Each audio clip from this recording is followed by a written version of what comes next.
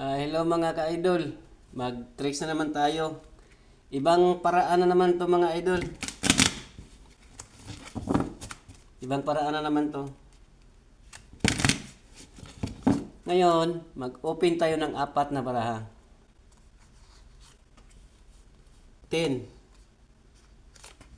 King, 3, at saka 4. Itong King, dagdagan natin yung isa para ma-11. Yung 10.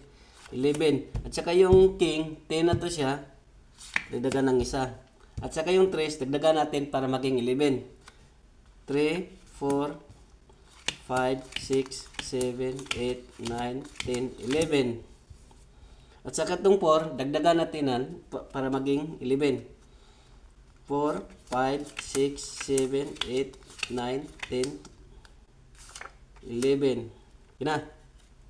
Ngayon, kukuha tayo ng isang file na idagdag natin dito. Palagay natin ito, kunin natin yung trace. Kunin natin yung trace. Idagdag natin dito. Okay. At ngayon, tatlo na lang.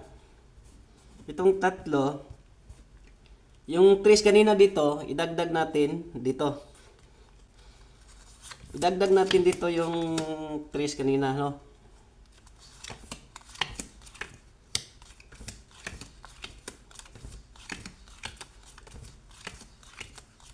Okay na, nadagdag na natin dito.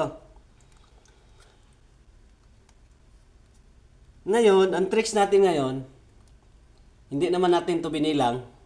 Hindi natin to binilang, no? Ito yung itotal natin nasa taas. Itotal natin itong nasa taas. Kasi ito, hindi natin to binilang. Hindi natin to siya binilang. Itotal natin to. Ito sila. Itong naka-open. 10 plus 10, 20. Kasi yung King natin na to. Plus 4, 24. 24 na. At ngayon, bibilangin natin to kung 24 ba talaga ang natira.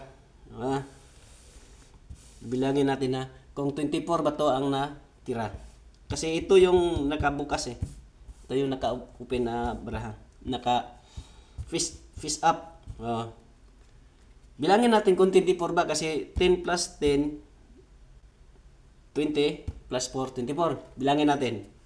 1, 2, 3, 4, 5, 6, 7, 8, 9, 10, 11, 12, 13, 14, 15, 16, 17, 18, 19, 20, 21, 22, 23, 24 yun. 24. Hindi tayo nagkamali. Dito tayo kumuha, dito tayo nagtotal sa natira natin na baraha. At ito lang ang tricks natin. Salamat ulit. Sa susunod, gawa na naman ako. Simple lang, ganito lang Panoorin niyo ulit-ulit kung paano yun nangyari. Sige, salamat.